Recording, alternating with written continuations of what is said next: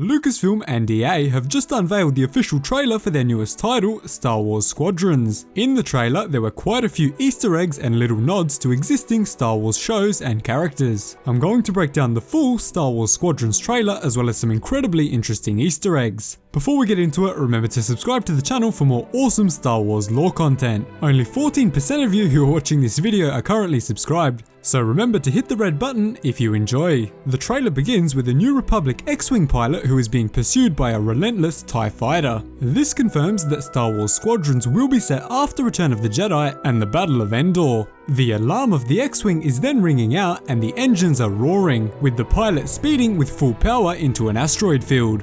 Now, as the X-Wing is attempting to shake off the TIE fighter, we get our first glimpse at one of the core mechanics of the game. Fans of the original X-Wing and TIE Fighter series of games will be very pleased to know that Star Wars Squadrons will have very similar power diverting mechanics. As the pilot of the ship gives the engine full power, you can see the blue indicator orbs increase while the green and red ones decrease. This confirms that the blue meter will signify engine power. In the next shot, we move into the cabin of the TIE Fighter where there are only two indicator bars, being blue and red. Because the TIE Fighter is missing the green indicator bar, this likely means that the green bar signifies shield power because TIE Fighters famously do not have shields. Finally, the red indicator bar is very likely to signify the power levels of the blasters or weapons because in the original X-Wing games it represented the lasers of the ship. Following this, the X-Wing pilot successfully escapes the chase as the TIE Fighter crashes into an asteroid, crumbling it into pieces. The X-Wing then escapes the asteroid field, revealing the enormous scale of the battle. Next, we get a glimpse into the leadership of both sides of the conflict. The Imperial commanders and the New Republic leaders address their pilots immediately after the battle has ended. The Imperial commander wants vengeance over her enemy, but the New Republic strategist reminds his pilots that they fly for hope. This is a reference to quite a few things actually, but most relevant, Jyn Erso's statement from Rogue One, rebellions are built on hope.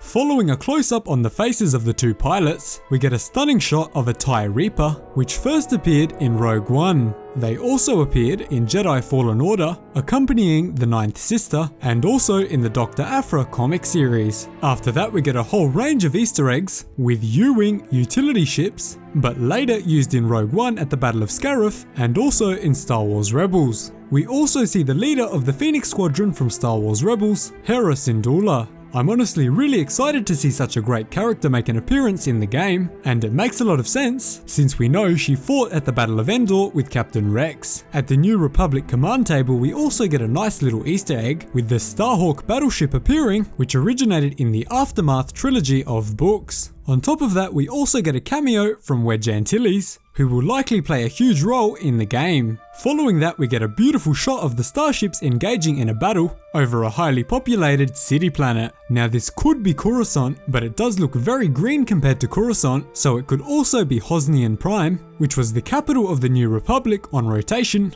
or it could also be Fondor, which was first mentioned in the Tarkin novel and appeared in the Battlefront 2 campaign. Next, we see a group of 5 pilots walking towards their starships, with the narration confirming that the game will feature 5 vs 5 dogfight battles between the Empire and the New Republic. I'm not sure if it will actually be the Empire since this is after the Battle of Endor, but it will definitely feature Imperial weaponry and spacecraft. After that, we see the New Republic forces fighting in the atmosphere against the swift TIE fighters of the Empire. I hope this does mean that we will be able to have atmospheric battles, but it's also possible that this is simply for the trailer. And to end the trailer, we get the official release date of Star Wars Squadrons, which will be the 2nd of October 2020. I can't wait to see where this game goes, despite it most likely being on a much smaller scale than Battlefront 2 or Jedi Fallen Order.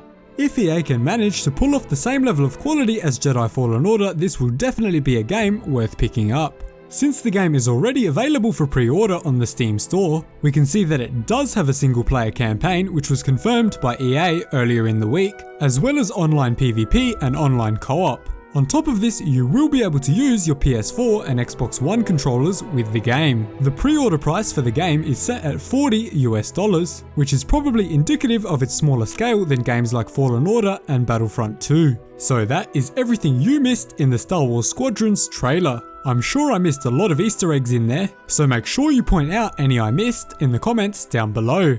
Thanks so much for watching. Remember to subscribe for more awesome Star Wars content. Cheers guys, hope to see you in the next one.